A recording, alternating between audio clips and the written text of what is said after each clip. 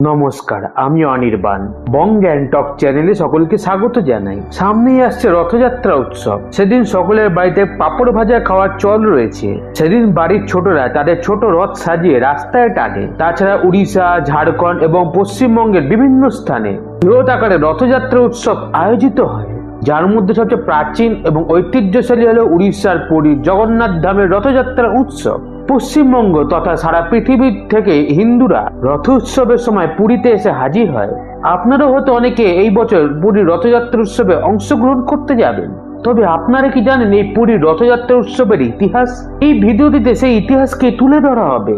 তাহলে শুরু করা যাক। বহু প্রাচীনকাল থেকে উড়িষ্যা, ঝাড়খণ্ড এবং বাংলার বিভিন্ন স্থানে রথযাত্রা উৎসব পালিত হয়ে আসছে।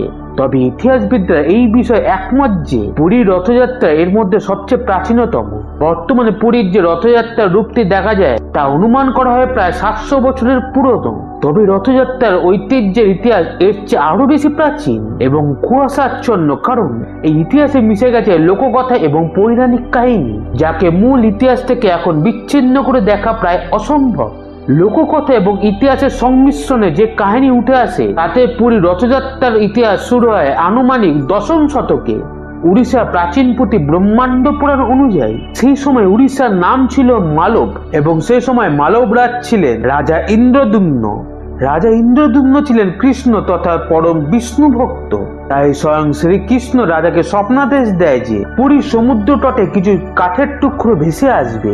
রাজা যেন সেই কাঠের টুকরো দিয়ে তার জগন্নাথ রূপ এবং তার ভাই বলরাম ও বোন সুভদ্রার মূর্তি নির্মাণ করে পুজো শুরু করেন। স্বপ্নাদেশ অনুযায়ী রাজা ইন্দ্রদ্যুম্ন সমুদ্রে ভেসে আসা কাঠের টুকরো পান এবং একজন দক্ষ কাষ্ঠশিল্পীর সন্ধান করতে থাকেন। এই সময় এক রহস্যময় বৃদ্ধ এসে রাজার থেকে মূর্তি নির্মাণের দায়িত্ব নেন। তবে তিনি শর্ত দেন মূর্তি নির্মাণকালে কেউ যেন তার ঘরের দরজা খুলে তার কাজে বিঘ্ন না ঘটায়। এইভাবে বেশ কিছুদিন ধরে বন্ধ করে রাজাদের মূর্তি নির্মাণের কাজ চলতে থাকে। উৎসুক রাজ পরিবারের সদস্যরা বাইরে থেকে মূর্তি নির্মাণের কাজের শব্দ শুনতে পান। এমনই একদিন ঘরের ভিতর থেকে শব্দ আসা বন্ধ হয়ে যায়।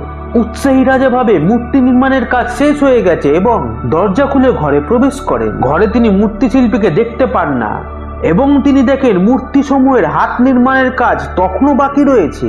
অসম্পূর্ণ মূর্তি দেখে রাজা ইন্দ্রদ্যুম্ন হতাশ হয়ে পড়েন এবং কাজে বাধা দানের জন্য অনুশোচনা বোধ করেন। তখন দেবর্ষি নারদ এসে রাজাকে বোঝান যে মূর্তি নির্মাণ শিল্পী স্বয়ং বিশ্বকর্মা ছিলেন এবং রাজা যেন এই অসম্পূর্ণ মূর্তি নিয়ে পুজো শুরু করেন। ফলে তবে থেকে পুরীতে ভগবান জগন্নাথ, বলরাম এবং সুভদ্রার পুজো প্রচলন শুরু হয় এবং পুরীর মানুষেরা রাজা ইন্দ্রদ্যুম্নকে জগন্নাথ মন্দিরের প্রতিষ্ঠাতা হিসাবে মানেন।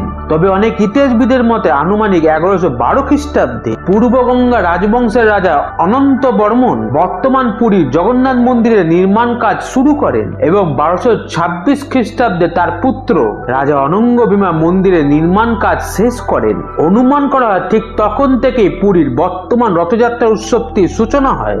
এই হিসাব ধরলে বর্তমান পুরীর রথযাত্রা উৎসবটি প্রায় 799 বছরের পুরনো। তবে এই রথযাত্রা উৎসবে বেশ কিছুবার বাধা বিঘ্ন এসেছে।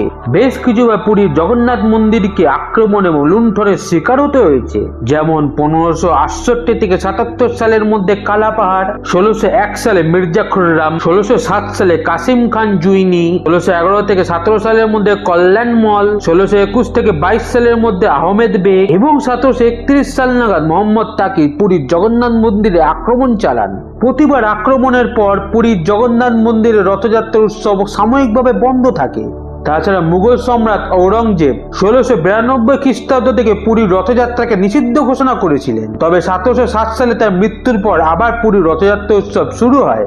এরপর ভারতে ব্রিটিশ রাজ প্রতিষ্ঠিত হলে পুরীর রথযাত্রাকে আর কোনো বাধার সম্মুখীন হতে হয়নি, কারণ ব্রিটিশ সরকার ভারতের রাজ্যের শাসনকে বজায় রাখতে বরাবরই ভারতের সংখ্যাগরিষ্ঠ হিন্দু জনগণকে খুশি রাখার চেষ্টা করত। পুরীর রথযাত্রা আজও তার প্রাচীন পরম্পরা বজায় রেখে চলেছে এবং আশা করি ভবিষ্যতেও তা বজায় থাকবে। ভিডিওটি এখানেই শেষ হলো। ভিডিওটি ভালো লেগে থাকলে চ্যানেলটিকে সাবস্ক্রাইব করার অনুরোধ রইল।